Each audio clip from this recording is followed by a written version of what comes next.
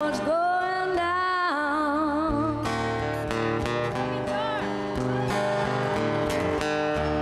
You sound great. Oh, what a field day for the heat.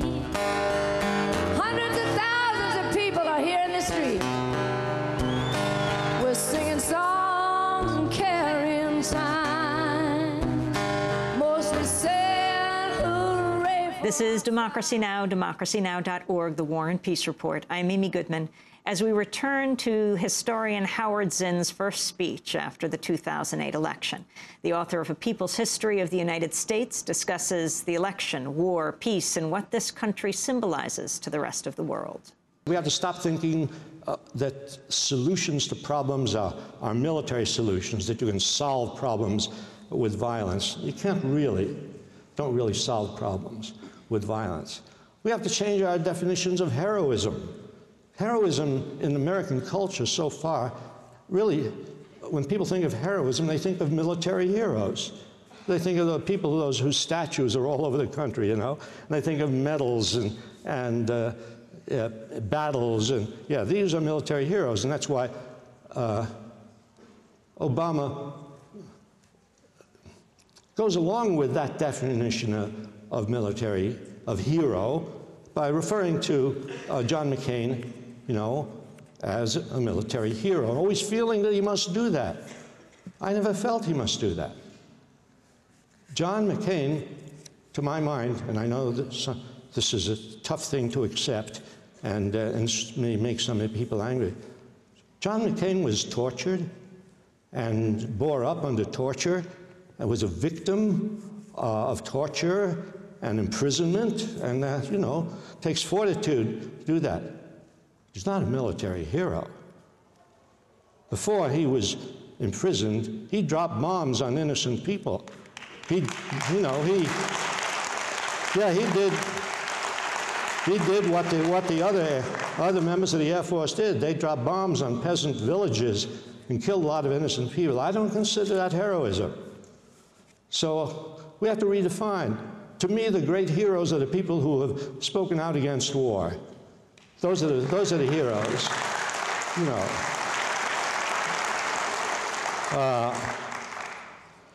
And so, well, I think, yeah, I think we have to change our mindset. We have to understand certain things that we haven't maybe thought about enough. I think one of the things we haven't thought about enough, because this is basic and this is crucial, we haven't realized, or at least not expressed it consciously, that the government's interests are not the same as our interests, really. And so when they talk about the national interest, they're creating what Kurt Vonnegut used to call a grand falloon. A grand falloon was a meaningless abstraction in which you put things together that don't belong together. You see, a national security, and national interest. No, there's no one national interest. There's the interest of the President of the United States, and then the interest of the young person he sends to war. They're different interests, you see. Now there's the interest of Exxon and Halliburton, and there's the interest of the worker, the nurse's aide, the teacher, the factory worker. Those are different interests. Once you recognize that you and the government have different interests, that's a very important step forward in your thinking, because if you think you have a common interest with the government, well, then it means that if the government says you must do this and you must do that, and it's a good idea to go to war here, well, the government is looking out for my interest. No, the government is not looking out for your interest. The government has its own interests, and they're not the interests of the people. Not just true in the United States, it's true everywhere in the world. Governments generally do not represent the interests of their people. See? That's why governments keep getting overthrown. because people at a certain point realize, hey, no, the government is not serving my interest. That's also why governments lie. Why do governments lie? And you must know that governments lie.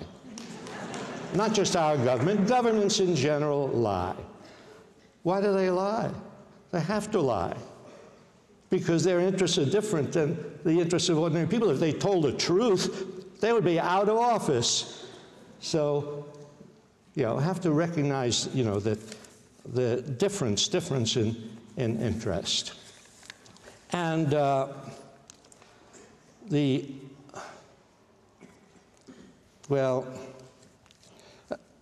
have to say something about war.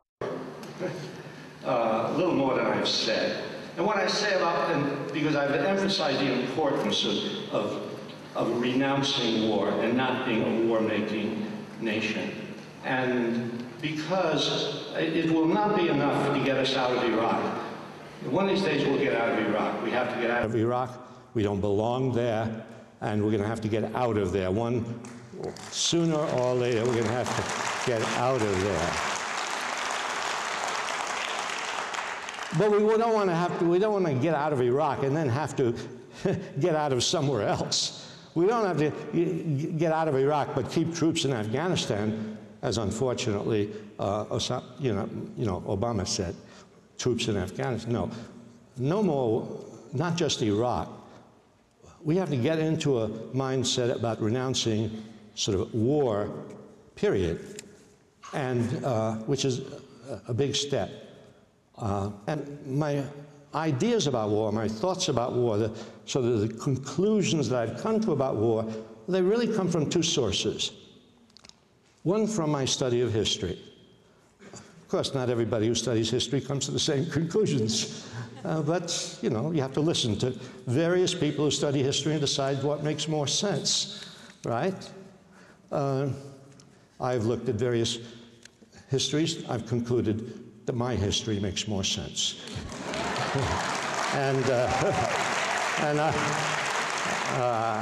I've always been an objective student of these things, yes.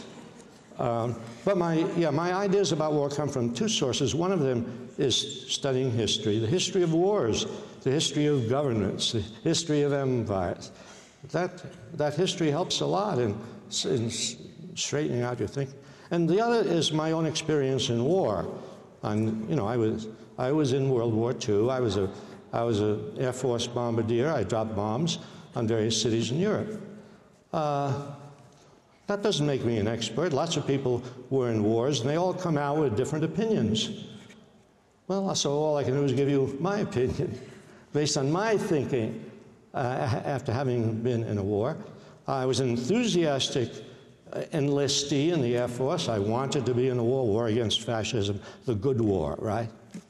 But at the end of the war, as I looked around and surveyed the world and thought about what I had done, and I thought about and learned about Hiroshima and Nagasaki, and learned about Dresden, and learned about Hamburg, and learned things I didn't even realize while I was bombing.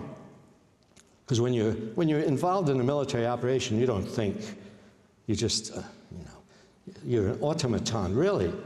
You may be a well-educated and technically competent automaton, but that's what you aren't really. You're not questioning. Not questioning why are they sending me to bomb this little town? The war is almost over. There's no reason for dropping bombs on several thousand people. No, you don't think. Well, I began to think after the war. I began to think that, and I was thinking now about the good war, the best war. And I was thinking, and then I began to see, no, this good war is not simply good. This best of wars, no. And if it's true of this war, imagine what is true of all the other obviously ugly wars about which you can't even use the word good. And I began to realize certain things, that war corrupts everybody. Corrupts everybody who engages in it. You start off, they're the bad guys. You make an interesting psychological jump. The jump is this. since they're the bad guys, you must be the good guys. No. They may very well be the bad guys. They may be fascists and dictators and bad, really bad guys. That doesn't mean you're good, you know? And when I began to look at it that way, I